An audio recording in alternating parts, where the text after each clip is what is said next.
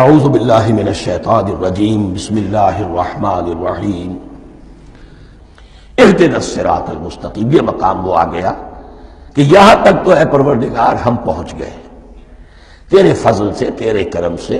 فطرت سلیمہ بھی تیری عطا کردہ تھی، عقل سلیم بھی تیری ودیعت کردہ تھی، ان دونوں کی روشنی سے ہم یہاں تک تو پہنچ گئے۔ اب ہماری جو ضرورت ہے، احتیاج ہے، وہ کیا ہے؟ اہدنا الصراط المستقیم، ہدایت بخش ہمیں سیدھے راستے کی۔ یہاں دو باتیں سمجھ لیجئے۔ انفرادی سطح پر انسان کے لیے نہ معلوم کتنے مرحلے آتے ہیں ہر روز کہ جس میں وہ ایک چھٹک کر کھڑا ہو جاتا ہے، یہ کروں یا یہ کروں۔ دو آلٹرنیٹو سامنے آ رہے ہیں، فیصلہ کرنا مشکل ہو رہا ہے۔ قدم قدم پر ہدایت کی ضرورت ہے، اور اجتماعی طور پر نوع انسانی تین بڑے بڑے تمدنی مسائل میں واقعہ یہ ہے کہ تسلیم کر لیا جانا چاہیے کہ عقل انسانی اس کو راستہ نہیں دکھا سکتی۔ عام معاشرتی سطح پر مرد اور عورت کے درمیان حقوق اور اختیارات کا کیا توازن ہو، ناممکن ہے، انسان طے نہیں کر سکتا۔ انسان یا مرد ہے یا عورت ہے۔ عورت سوچے گی اپنے لحاظ، اپنے جذبات کا، اپنے خیالات کا لحاظ رکھے گی، مرد کے جذبات و احساسات کا اس کا کوئی تصور ہی ممکن نہیں۔ مرد سوچے گا اسے اپنے احساسات معلوم ہے، لیکن یہ کہ عورت کے احساسات سے وہ نابلد ہے، ان کو محسوس کر ہی نہیں سکتا۔ لا محالہ وہ اپنے بارے میں وہ جو بھی نظام بنائے گا اس میں وہ اپنی بالادستی رکھے گا۔ وہ تو ایک ہی ہستی ہو سکتی ہے کہ جو دونوں کی خالق ہے، مرد کی بھی عورت کی بھی، اور اس کو دونوں سے محبت ہے، دونوں کا خیر خواہ ہے، دونوں کا رب ہے، دونوں کو پروان چڑھانا چاہتا ہے۔ اسی طرح فرد اور معاشرہ یا ریاست، حکومت اور ریاست ہمیشہ یہ چاہتی ہے کہ سارے اختیارات ہمارے ہاتھ میں آ جائیں، ٹوٹلیٹیرین سوسائٹی ہو، بس ہم حکم دیں اور لوگ اس پر چلیں۔ افراد یہ چاہتے نہیں، ہمیں آزادی ہونی چاہیے۔ اب آپ دیکھیے کہ دنیا میں کتنے جھگڑے چلتے ہیں اسی پر، فریڈم فریڈم فریڈم۔ وہ فریڈم واقعتاً اپنی جگہ پر ایک شے ہے، افراد کی آزادی ہونی چاہیے، لیکن افراد کی آزادی اتنی نہ ہو جائے کہ وہ مادر قدر آزاد ہو جائے۔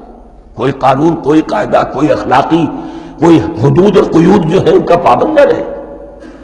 تو اب کہاں ہے وہ نقطہ اعتدال کہ جس میں انسان کی انفرادی آزادی، انفرادی اختیار اور ادھر اجتماعی مصلحتیں جو ہیں ان کو بیلنس کیا جا سکے؟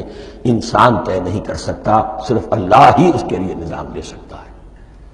تیسرا مسئلہ ہے سرمایہ اور محنت، اس میں کیا توازن ہو؟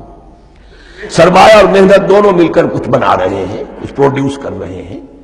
اب اس میں نفع جو ہوا ہے اس میں سرمایہ کا کتنا حصہ ہونا چاہیے اور لیبر کا کتنا ہونا چاہیے، کون طے کر سکتا؟ اس کے لیے بھی کہ ایسا نہ ہو کہ سرمایہ داری جو ہے آکاش بیل بن کر پورے معاشرے پر چھا جائے، اور غریب بیچارہ، مزدور بیچارہ، کاشتکار بیچارہ وہ گویا کہ چکی کے دو پارٹوں میں پس کر رہ جائے، اس کی کوئی حیثیت نہ رہ جائے۔ لیکن یہ کہ دوسری طرف اگر یہ کہ مزدور کا جو حق ہے اس سے زیادہ اس کو دے دیا جائے تو سرمایہ جو ہے وہ سکڑ جائے گا، شائی ہو جائے گا، وہ پھر میدان میں نہیں آئے گا۔ کیا کیا جائے؟ کون سا نقطہ عدل و اعتدال ہے؟ یہ تین مسائل ایسے ہیں۔ اہدنا الصراط المستقیم، تو یوں سمجھیے کہ ایک جو بنیادی ہدایت تھی، ایک اللہ کو پہچان لینا، یہ جان لینا کہ کل حسن و جمال اور تمام انعام و اکرام کا منبع اس کی ذات ہے، وہ رحمان ہے اور رحیم ہے، اور یہ جان لینا کہ مرنے کے بعد جی اٹھنا ہے، حساب کتاب ہے، فیصلہ ہوگا جزا و سزا کا، اور مختار مطلق اس دن کا اللہ ہے۔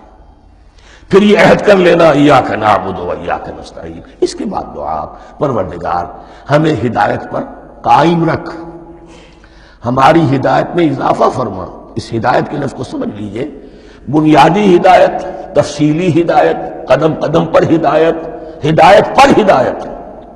والذین اہتدوا زادہم ہدی، جو لوگ ہدایت کے راستے پر آتے ہیں اللہ ان کی ہدایت میں اضافہ کرتا ہے۔ تو یہ قدم قدم پر ہمیں ہدایت کی ضرورت ہے اور مرحلہ وار ضرورت ہے۔ ہدایت اس کو بھی کہتے ہیں کہ کسی نے آپ سے کوئی پتہ پوچھا، آپ نے کہا ادھر جانا، پھر دوسری گلی میں مڑنا، پھر جانا دو تین لائٹیں چلے جانا، پھر مڑنا، وغیرہ وغیرہ، یہ بھی ہدایت ہے۔ نظری طور پر آپ نے بتایا ہے۔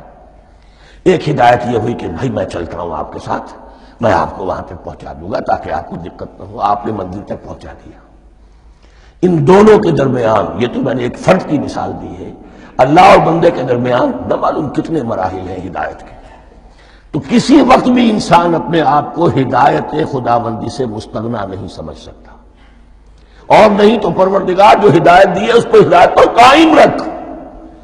کیا پتہ شیطان کا کوئی حملہ، کیا پتہ ہمارے نفس کی کوئی شرارت کسی ایسے رخ پر ہمیں ڈال دے کہ اب تک کی ساری کمائی بھی ضائع ہو جائے. لہذا یہ نہ سمجھیے کہ جب یہ ساری چیزیں ان کو معلوم تھی، ان چیزوں کا تو اقرار کر رہے تو اب ہدایت کون سی مانگ رہے ہیں. تو ہدایت کا تو بڑا میدان کھلا ہوا ہے، اور اس ہدایت کی وہ جو میں نے آخری شکل آپ کو بتائی ہے کہ منزل مقصود تک پہنچا دے، یہ ہدایت بھی قرآن مجید میں اس معنی میں بھی لفظ آیا ہے کہ اہل جنت جب جنت میں داخل ہوں گے تو جو ترانہ حمد ان کی زبان پر اس وقت ہوگا وہ کیا ہے؟ الحمدللہ الذی ہدانا لہذا وما کننا لنہتدی لولا ان ہدانا اللہ. کل شکر اس اللہ کا جس نے ہمیں یہاں تک پہنچا دیا، ہدایت دی یہاں تک پہنچا دیا، اور ہم ہرگز نہ پہنچ پاتے، ہم ہرگز ہدایت یافتہ نہ ہو سکتے اگر اللہ ہی ہمیں ہدایت نہ دیتا. اہدنا الصراط المستقیم، سیدھا راستہ. صدق اللہ العظیم.